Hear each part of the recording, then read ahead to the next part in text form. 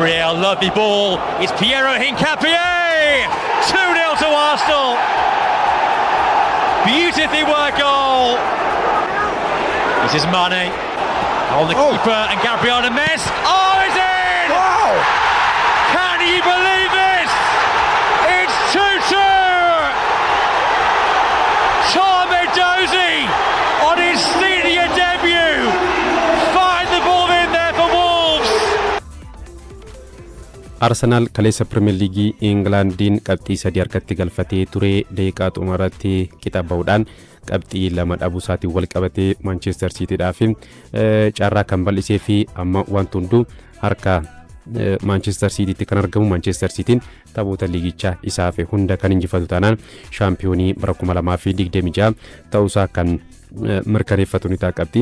Arsenal irratti osoo hundaa'an jechuudha kaleessa Premier League Englandin morkiin Wolves fi Arsenal walitti fide goolii 2 qixa kan xumurame Arsenal 2-0 dhaan dursuudhaan garaagarummaa Manchester City waliin qabu gara qabxii 7tti bal'isuudhaaf daran dhiyaateeti kan ture ta'usitti fayyadamuu hin dandeenye. Taphni kaleessaa kun tapha torbee 31ffaatti kan taphatame akkuma beekamu Premier League England torbee 26 irratti kan argamu ta'us Arsenal kaleessa dursee torbee 31ffaatiin kan taphate sababni ammoo Arsenal fi Manchester City bitootessa 22 waancaa Carabao Englandin shaampiyoonummaadhaaf waliin morkatu sababa kanaaf Arsenal kaleessa dursee kan taphate Manchester City nis torbee 31ffaa dursee Crystal Palace waliin kaleessa taphachuudhaaf karoorfamus Crystal Palace Conference League Europaatiin har'a HSK Mostar waliin waan taphatuuf taphni Manchester City fi Crystal Palace yeroo biraatti kan darbe City kaleessa taphachuu baatus garuu qabxii Arsenal kaleessa galmeessera fayyadameera. Arsenal boqonnaa dura tapha kaleessaatiin gama hundaan Wolves irratti olaantummaa fudhateeti kan ture ta'us olaantummaa olaanaa kana goolii hedduu galchuudhaan ittiin dabaluu hin dandeenye. Boqonnaa dura goolii tokko qofa Arsenal Wolves irratti kan galchee olaantummaa olaanaa fudhateeti kan ture caalmaa tapha akkasumas immoo kubbaa gara gooliitti yaaluudhaan olaantummaa fudhateeti kan ture Wolves tapha kaleessaatiin boqonnaa dura sa'aatiin idilee daqiiqaa 45 xumuramee daqiiqaa dabalame tokkoffaa jechuun 46 irratti yaalii goolii kan taasise yaaliin goolii kunis kallattii goolii kan osoo eegin kanafti Wolves boqonnaa dura kubbaa kallattii goolii eege tokkollee son yaaliin kan xumure daqiiqaa 5 irratti tapha kaleessaatiin Bukayo Saakaan kubbaa Declan Rice qilleensarra dabarsee kenneef addaanii tubuudhaan goolii galchuudhaan Arsenal jalqabbii beessan taphicha eegaleeti kan ture ta'us garuu xumurri isaa intollee fi tapha kaleessaatiin sarara gidduu lakkoofsa 10 irratti filannoo jalqabaatiin gara dirree kan seene Bukayo Saakaan taphoota 15 booda kaleessa goolii Arsenaliif kan galche boqonnaa deebii daqiiqaa 56 irratti ammoo Per Hincapié kubbaa Gabriel Magalhaes mijeesseef galchuudhaan Arsenal 2-0 taphicha dursuudhaan taphicha waan injifate fakkaateetti kan ture ta'us sadarkaa xumuraa 20ffaa irra kan jiru Wolves goolii 2 galchuudhaan qabxii kan qoddate boqonnaa deebii taphattoonni Wolves fedhii fi kaka'umsa olaanaan morkachaati kan turani. Kan Arsenal garuu gadi bu'iiti kan ture daqiiqaa 61ffaa irratti Hugo Bono fageenyarraa goolii hawwattu galchuudhaan Wolves gara taphaatti kan deebisee Bono bu'aa akaadaamii Laamaasiyaatti taphataan goolii hawwattu jalqaba Arsenal irratti galchee kuni Arsenal goolii kana booda qabxicha eegsifachuudhaaf ittisa irratti xiyyeeffachuun isaa gatii kan isa kaffalchiisee kun bara kana rakkoo guddaa Arsenal akka ta'e ni beekama. Kilabichi dursee goolii galchuudhaan yeroo dursuu ittisa irratti xiyyeeffachuun isaa kilabicha gatii kaffalchiisaatti kan jiru. Kanaaf ammoo leenjisaan kilabichaa Mikel Arteetaan qeeqamaatti kan jiru. Sa'aatiin idilee daqiiqaan 90 xumurame daqiiqaa qisaasee afuraffaatti taphataan umurii 19 Tom Edozie goolii galchuudhaan Wolves qabxii tokko tapha kaleessa irraa akka argatu kan gargaare. Gooliin kun keessattuu wal hubachuu dhabuu Gabriel Magalhaes fi goolii kilabichaa David Rayaatiin kan galte dogoggorri guddaa garuu kan goolii kilabichaa Rayaatiin kan galteedha. Kubbaa Magalhaes ofirraa fageessuudhaa fi yaalaa ture Raayaan yeroo kubbittii deebisuudhaaf murkii taasisaa turan taphattoonni kunneen wal hubachuu dhabuu isaaniitiin gooliin Arsenaal irratti kan galte. Gooliin kun yeroo Arsenaal irratti galtu Maagaleesh dogoggora Raayaatti muufachuudhaan aariidhaan mallattoo garaagaraa dirree keessatti mul'isaati kan ture. Taphattoonni Arsenaal miirri taphichaan booda dirree keessatti mul'isaa turan cimina xiinsammuutiin garichi rakkoo guddaa keessatti akka argamu agarsiisa kan jedhame barri haaraa 2026 erga seenee booda Arsenaal Premier League Englandiin taphoota 8 morkate keessaa 3 qofa kan injifatee qabxii 24 walitti qabachuu qabu keessaa 13 qofa kan argate taphoota 4 qixa ba'uudhaan tapha tokko Manchester Unitedin dirree fi deeggarsaa fuulduratti kan mo'atame kan kaleessaa waliin ammoo tapha Wolves fi Brentford waliin morkateen dursaa ture walitti aansuudhaan qixa kan ba'e torbeerraa Brentford waliin morkachuudhaan kamisa darbee jechuudhaaf 1-0 dursaa ture boodarra goolii irratti galeen qixa kan ba'e kaleessa ammoo goolii 2-0 Wolves dursaa ture boodarra goolii 2 irratti galeen qixa kan ba'e taphoota kanneenirraa qabxii 6 walitti qabachuu qabu keessaa 2 qofa argachuudhaan dhiibbaa guddaa keessatti Arsenaal amma kan argamu dirree keessatti keessattuu Premier League Englandiin ofitti amanamummaan taphattoota kan Arsenaal yeroodhaa gara yerootti gadi bu'aati kan jiru bilisummaadhaan osoo hin taane sodaa fi dhiphinarraa kan ka'e kilabichi qabxii dhabaati kan jiru bara kana taphattoota Arsenaal akkasumas ammoo eenyisaa kilabichaa Mikel Arteetaarraa dirqama waancaa shaampiyoonii ta'uun keessattuu waancaa Premier League England shaampiyoonii ta'uun dirqama isaaniitti kanaan alatti garuu sadarkaa lammaffaan xumuruun illee kufaatii guddaadha Arsenaaliif amma taphattoonni kilabichaa jabina yookiin ammoo cimina xiinsammuutiin rakkoo guddaa keessatti akka argaman xiinxaltoonni kubbaa miilaa akkasumas taphattoonni duraanii Arsenaal Paul Merson faa dubbachaati kan jiranu dhiyeenya mallattoo amala shaampiyoonummaa agarsiisaa jiru Arsenaalii hanga kaleessaatti shaampiyoonii Premier League England ta'uudhaaf wanti hunduu harka isaatti kan ture qabxii kilaboota biroorratti soonee hundaa'in ofii taphoota injifachuudhaan shaampiyoonii ni danda'a kan ture amma garuu Manchester Cityin taphoota isaa fi hunda injifannaan Cityin qabxii Arsenaal irratti osoo hundaa'in shaampiyoonii ta'uu ni danda'a. Arsenaal liigichaan taphoota 11 isaa fi Manchester City ammoo 12tu isaa fa amma gidduu isaanii garaagarummaa qabxii 5ti kan jiru. Manchester City fi Arsenaal torbee 35ffaatiin Etihaditti kan waliin morkatanii tapha kana dabalatee Cityin taphoota hunda liigichaan isaa fi kan injifatu taanaan shaampiyoonii ta'uusaa kan mirkaneeffatu ni ta'a. Qabxiin Arsenaal kaleessa deeggartoota akkasumas ammoo taphattootaa fi Mikel Arteetaa mataa gadi kan qabachiise kaleessa keessattuu goolii 2-0dhaan yeroo kilabichi dursuu deeggartoonni istaadiyeemii Wolvesitti argaman gammachuu isaanii ibsachaati kan turanii taphichi erga xumuramee boodallee muufachuudhaan deeggartoonni mataa qabachuudhaan istaadiyeemii keessaa bahuudhaaf illee daqiiqaa hedduu turaniiti kan turanii qabxii kilabichaa kaleessa amananii fudhachuudhaaf hedduu rakkataniiti kan turanii kilabicha akkuma waggoota darbanii torbeewwan keessattuu xumuraa irratti qabxii dhabuudhaan amala wal fakkaataa bara kanas agarsiisaati kan jiru.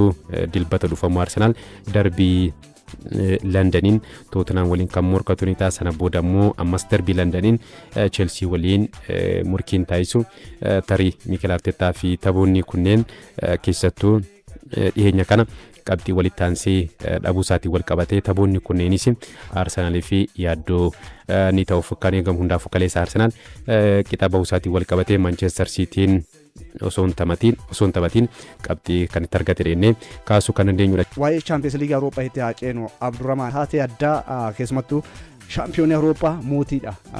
Mootii waliin gaafa taphatan mootii injifattee gaafa dhuftu jedhan Jose Mourinhoon tapha kanaan dura mootiin gaafa mo'amee mo'amuu irraa si argate immoo sin maaru yookaan sin tolchu jedhanii turan. Akkasuma godhee Real Madrid goolii 1-0dhaan tapha injifate. Taatee taphichaatiin wal qabateetis wantoonni baay'een kan ta'ani marsaa mo'atanii darbuutii fi goolii 1-0dhaan Benfica injifateera. Tapha Jose Mourinhoon qaaddii akeekkachiisaa lamaan dirree baay'ee Vinicius Junior dirree kubbaa miilaa keessatti goolii galchuudhaan akkasuma immoo taatee miidiyaa fi mata duree deeggartoota ta'uudhaan itti fufeera. Tapha kana Real Madrid injifatus marsaa itti aanutti darbuudhaaf abdachiisaa miti gooliin tokko. Haalli Jose Mourinhoon 4 itti galchanii injifatan san ni yaadanna waan ta'eef marsaa kanaaf kan isaan geessise. Mee taphicha akkamiin ilaaltee jalqabamee waa'ee qabxii kanaaf osoo taphattuun seenin dura Jose Mourinhoon gaafa amma Real Madrid akkaataan isaanitti ibsanii akka leenca madaa'ee Real Madrid gaaf duru yookaan torban sadii dura injifanneerra garuu ammoo akka leenca wayii yookaan leenca madaa'eetti kan isaan kaasanii leencuma jechuu fi kan isaan dubbatan jechuudha. Akkasuma Real Madrid kaleessas goolii galchuu haa dadhabu. Dadhabina taphattoota isaatiin miti gooliin sun galuu kan hafe jechuudha. Carraa goolii galchuu yaalii kallattii yeroo torba kan isaan yaalan. Isaan keessaa tokko galchaniiti. Goolii eegaan suni goolii eegaa beekamaadha. Anaatoolii Tiribuun goolii jaha akka hin galle daangesseeti kan inni jiru. Taphattoonni sarara ittisaa Jose Mourinhoon immoo tooftaatuma tapha isaanii keessatti isaan ittisaanii kan beekamanii baasii yookaan immoo konkolaataa gurguddaa akka dirree walakkaa dhaabuutitti kan maqaan isaanii ittiin ka'u jechuudha. Kanumaaf Real Madrid kaleessa goolii hedduu galchuu ni danda'a. Kylian Mbappeen immoo miila isaa bitaatiin goolii galchuu dadhabuu isaati malee silaa carraa goolii hedduu argate. Bara kana Champions League Awurooppaatiin goolii 10 fi sanaa ol galcheetiin jira. Goolii lama addaan itti bu'ee galcheen alatti gooliiwwan hafan miila isaa mirgaatiin kan galche. Miila isaa bitaatiin goolii takka illee galcheen hin jiru bara kana. Kaleessa carraa goolii galchuu miila isaa bitaatiin kan argate. Isa san itti fayyadamuu dadhabuu irraa. Tokko garuu ijjeessee kenneera. Sanirraa kan hafe Real Madrid ammallee miidhamni taphattoota ni jira ni jira. Fakkeenyaaf Jude Bellingham sarara jidduu irratti hin jiru. Haa ta'u malee leenjisichi tooftaa taphaa hamma ta'e tokko jijjiiraniiru. 4-3-3 kan fayyadaman 4-4-2tti jijjiiranii kun immoo garee faallaatiif qormaata ta'a ittisa irratti kan fuulleffate goolii galchuuf illee haaluma salphaadhaan akka itti fayyadamaniif isaan gargaara. Real Madrid kaleessa akkasitti qoramee injifatuuyyuu dirree isaa Santiago Bernabeutti amma dorgommichis gara xumuraatti deemaa jira.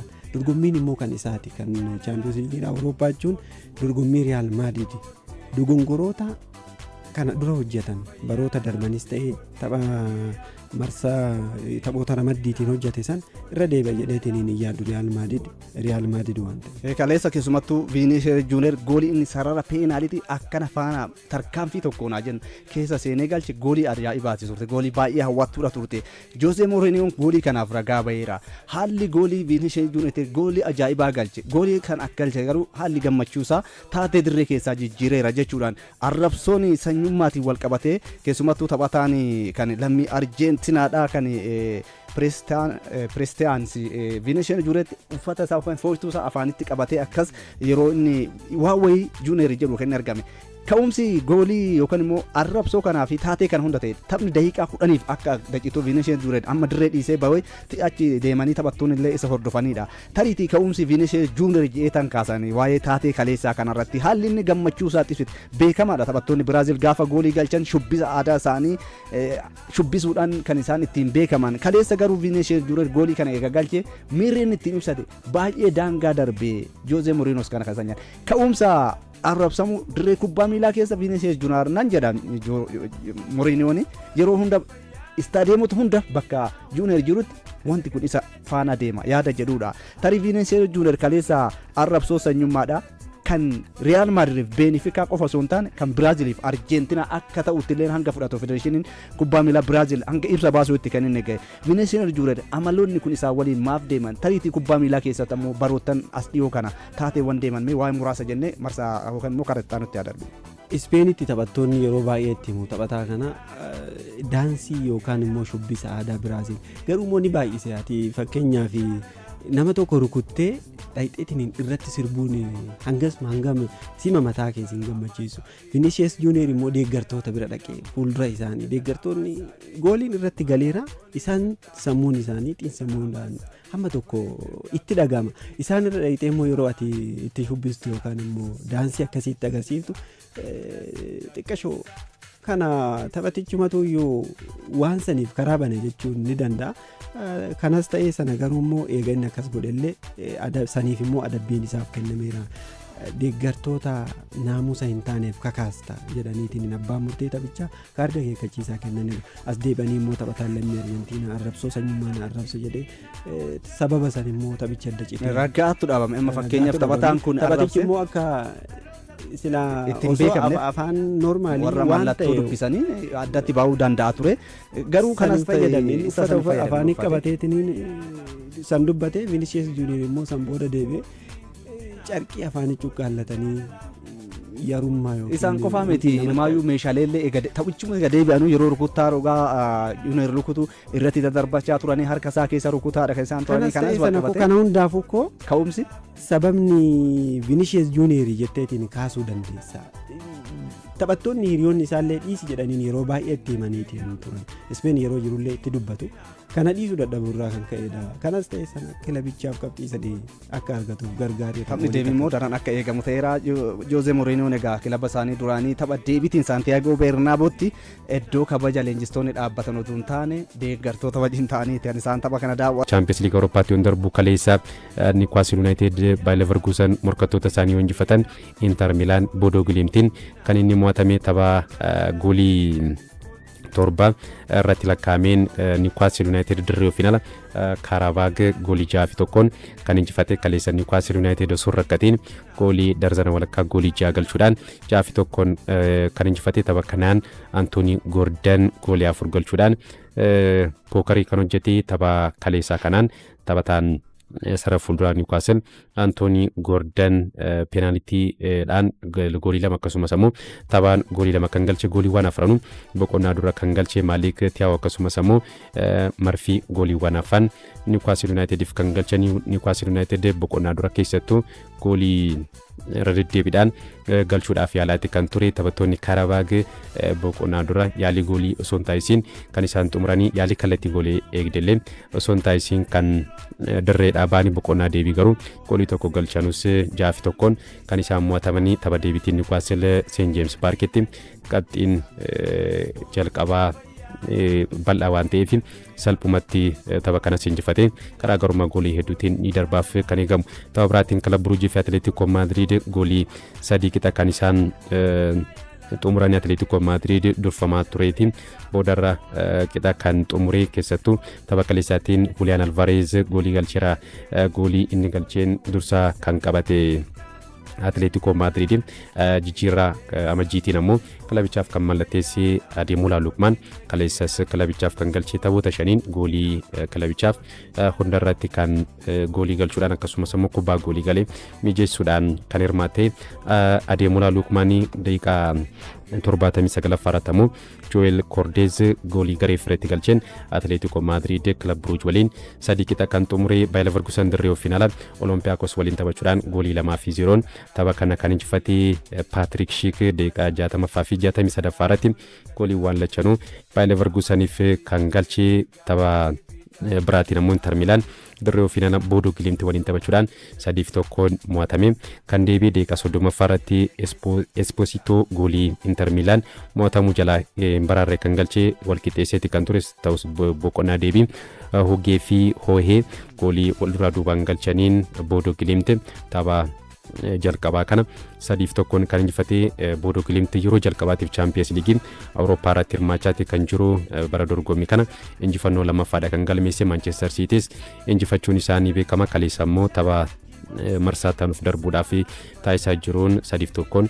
Inter Milan kan injifate Inter Milan tapha deebiitiin qabxii tapha kana jijjiiree marsaa taanuuf ni darbaaf kan eegamu odeeffannoo biraatti darbuu Serie A'tiin kaleessa AC Milan fi Como waliin morkachuudhaan goolii tokko qixa kan isaan xumuranii daqiiqaa 32 irratti Nico Paz Como dursa qabachiisetti kan ture sana booda daqiiqaa 64 irratti ammoo Rafael Leao goolii galcheen AC Milan fi Como qixa bahuu isaaniitiin wal qabate Inter Milan carraa shaampiyoonummaa kan bal'ifate gama AC Milanii leenjisaan kilabichaa Massimiliano Allegri daqiiqaa 80 irratti gocha yookiin ammoo amalan taane dirree keessatti mul'isuu isaaniitiin wal qabatee kaardii diimaa kan isaan argatan Inter Milan qabxii 61 Serie A kana dursaatti kan jiru AC Milan ammoo qabxii 54 sadarkaa lammaffaarratti kan argamu garaagarummaan Inter Milan fi AC Milan gidduu jiru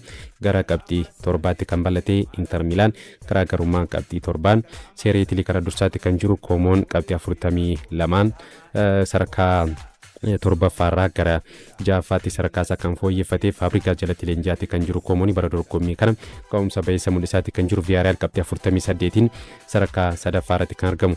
Odeeffannoo biraatti hin darbu tapha UEFA'n Champions League Awurooppaatiin kibxata darbe Benefikaa fi Real Madrid waliin morkataniin gabaasa isaaf dhiyaatee qorachaa akka jiru UEFA'n kan beeksise taphichaan Benefikaan goolii 1-0dhaan Real Madridiin mo'atameeti kan ture. Vinicius Junior ga'umsa dhuunfaa isaa fayyadamuudhaan goolii hawwattu Real Madridiif galcheeti kan ture. Taphichaan taatee guddaa kan ture dhimma Vinicius Junior kan ture arrabsoo sanyummaa irraa akka ga'e abbaa murtee beekseeti kan ture.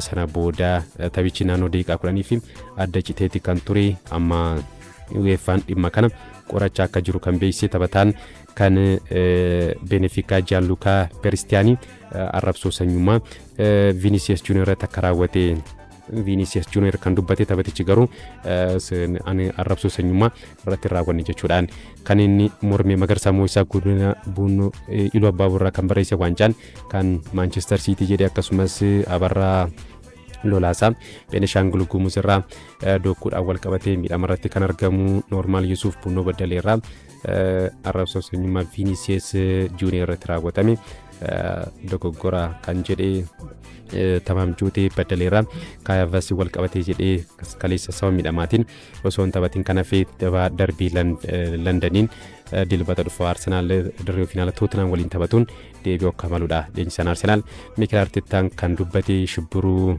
lammeessaa waancaan kanuma Manchester City jedhee akkasumas taarikuu Taakkalaa Wallagga Baaraa kan barreesse Manchester City Newcastle United injifachuu qaba jedhee dilbata sanbata dhufu kilaboonni kunneen torbee 27ffaatiin kan waliin morkatanii kan ilaalchisuudhaan Manchester City injifachuu akka qabudha. Taarikuun kan barreesse damii tokkonis nuuf barreesseera waancaan kanuma Arsenaal jechuudhaan qellam Wallaggaarraa kan barreesse marsaa lammaffaa Premier League Itoophiyaatii fi kilaboonni daran of cimsanii dhi'aachuudhaa fi bakka hanqina qaban irratti kilaboonni taphattoota mallatteessifachaa jiru. Akkasumas kan bahuudhaan bakka saamuu Biiniyaam Fiqiree buufachuudhaa fi walii galeeti kan ture kaleessa immoo Yoosef Taarraqany mallatteessifachuu kilabii kubbaa miilaa Shaggar waliin shaakala hojjechaati kan ture.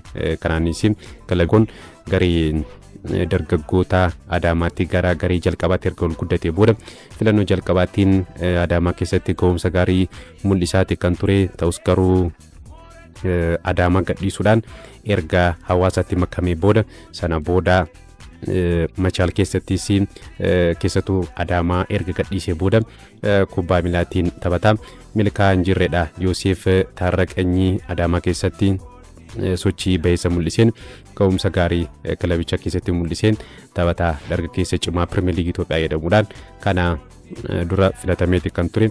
Amma garuu seenaa kubbaa miilaa isaatiin waggoota 2 darban kubbaa miilaarraa keessattuu dirree keessatti walitti fufiinsaan taphachaatiin jiru. Hundaafuu taphataan kun Shaggariif mallatteessuudhaaf kan walii galee Shaggarii wal qabatee Adnaan Rashaad kilabicha waliin gargar ba'uus kan gabaafame. Taphataan duraanii Adaamaa kun Shaggar keessatti carraa taphaa argachaatiin turre kanatti gammadaa akka hin taanedha kan gabaafame. Shaggar taphoota marsaa lammaffaa tiif jechuudha daran of cimsee dhiyaachuudhaa fi leenjisaa kilabichaa Shannaafi Baqqalaa waliin gargar ba'uudhaan leenjisaa gargaaraa kilabichaa Dr. Iyyaasuu Marhaa Tsirqiin kan durfamu ni ta'a. Walaayittaa Diichaan taphattoota 2 kan mallatteessifatee lammii Beeniin Ibrahim Saalifuu akkasumas immoo lammii Naajeeriyaa Ogistiin taphattoonni kunneen Walaayittaa Diichaaf kan mallatteessanii taphattoonni lachanuu taphattoota sararaa gidduutti hanga xumura dorgommii kanaatti Walaayittaa Diichaa waliin turuudhaaf walii galtee kan isaan mallatteessanii CB Premier League Itoophiyaa marsaa lammaffaatiin Walaayittaa Diichaan qabxii gadaanaa marsaa tokkoffaatiin galmeessee fooyyessee dhiyaachuudhaaf taphattoota mallatteessifachaati kan jiru. Marsaa lamaffaan sanbata dhufu Adaamaa fi Hawaasaatti taphatamuu kan eegalu ni ta'a.